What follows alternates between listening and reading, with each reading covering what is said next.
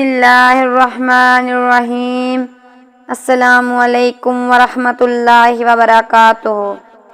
حضرت سیدہ فاطمۃ الزہرا رضی اللہ تعالیٰ عنہا کے وصال سے چند دن قبل کا واقعہ۔ پارٹ 2۔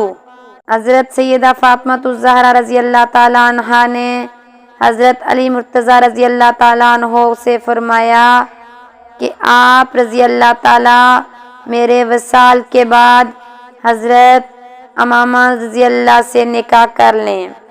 نمبر 2، حضرت سیدہ فاطمۃ الزہرا رضی اللہ تعالیٰ عنہا نے حضرت علی مرتضیٰ رضی اللہ تعالیٰ عنہ سے فرمایا کہ میرے جنازے پر کسی نامحرم کی نگاہ نہ پڑے، لہذا میرے جنازے کو ایک ڈولی کی مانند کھجور کی شاخیں اس کے ارد گرد باندھ کر اس پر پردہ ڈال دیا جائے۔